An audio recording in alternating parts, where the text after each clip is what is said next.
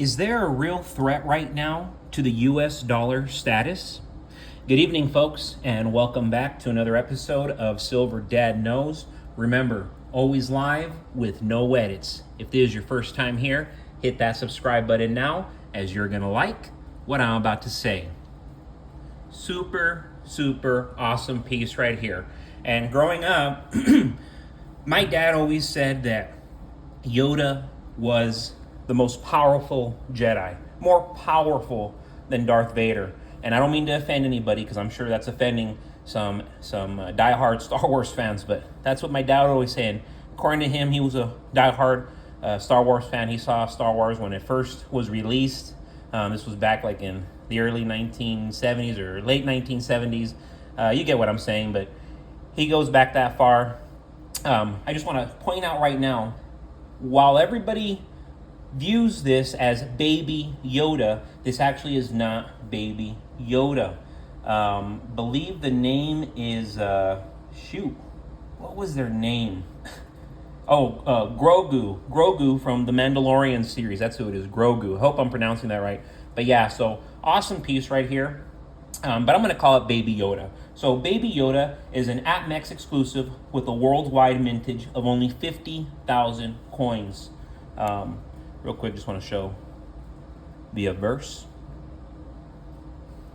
2023. Beautiful. But yeah, so the reverse shows the officially licensed depiction of Grogu. The metal content, purity, and Lucasfilm copyright are displayed above the character. I don't know if you can make it out, but it's there. I can see it. The lettering's at the top. I know it's a little bit weird here, but they should come out pretty HD, so you might be able to zoom in and see it. I hope you can. Currently, I'm seeing these as low as $37 to $38 with free shipping. For what it is, and there's so many Star Wars fans, I think that is just awesome pricing, excellent pricing, in fact. Real quick, guys, before I continue, I want to give a quick shout out to one of my loyal subscribers. And there's a comment from this morning, and this is Joe Linazia 8401. Here we go. I live on a farm, and we have a trailer mounted Miller gasoline welder that can be used as an 8 kW generator when the power goes out. However, that is not a long-term solution by any means. Wow, great comment right there, Joe. Yes, by no means are these generators gonna last forever, long term. But for the time being, they will be immensely useful. And I would take a generator in a time of chaos any day, even if it's just temporary. It's like bottled water. It's like having firearms. It's like having medicine. These essentials, yes, we want to have them in stock. We want to have as much as we can get, because when it's gone, it's gone. I don't know if you realized, folks, but the last 4 years reshaped America, and the next 4 are going to reshape our world forever. Remember, over the next 5 years from now until 2030, America must sell 11 trillion in treasuries every single year. If they do not succeed in selling this volume, they'll be forced to raise interest rates, of course, to attract investors. Many experts are already convinced that rates will indeed continue to rise as our cost of living becomes unbearable, and our quality of living is going to take a massive dump. If you think it's bad right now, you have really seen nothing. If you're invested solely in tech and you're not in commodities, you're going to lose a lot of your wealth in the next decade. It's imperative that people know that those who want to maintain wealth invest in markets that will grow. The commodities market is going to grow faster than anything else. How much physical do you have? If you don't have any physical, you've already lost, and you're going to lose wealth that will simply feed into this great transfer. Silver is not only a monetary metal, but an industrial one as well. $100 silver is not out of the question. For it to hit $100 spot, that is not out of the question. And if you adjust the inflation price to what we had in 1980, the silver price would be well over $100 today. Well over. The solar demand for silver, along with the stagnant mine supply, will continue to bring the price up.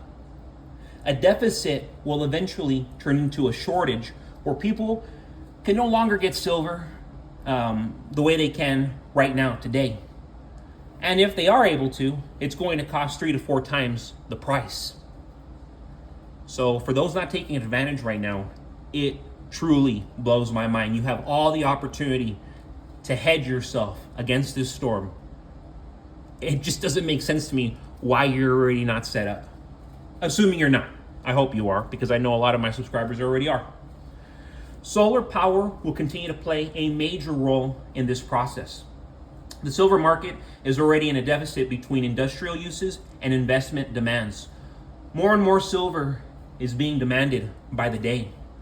The next generation of solar panels will require more silver per panel than the existing generation. Demand for the next generation panel,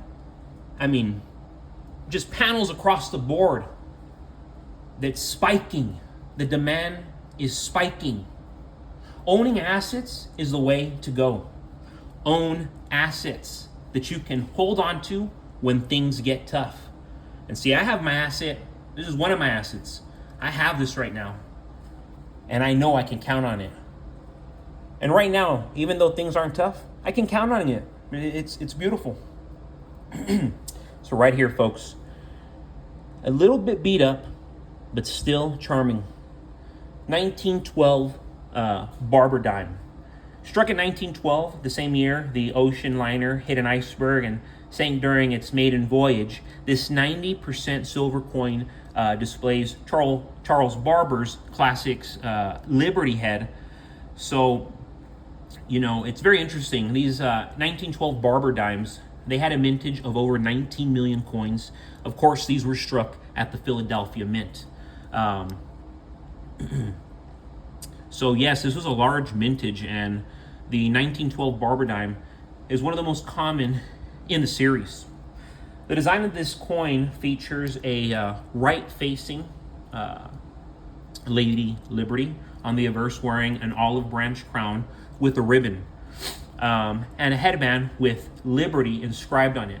The reverse of the coin features a wreath of corn, oak, and maple leaves and wheat, and frames 1 dime. So this is real nice as well. A Barber dime from 1912 in circulated condition is worth between $2 and $85. However, on the open market, 1912 dimes in pristine, uncirculated condition sell for as much as $4,000. Now, I was looking it up as of today, as of this month.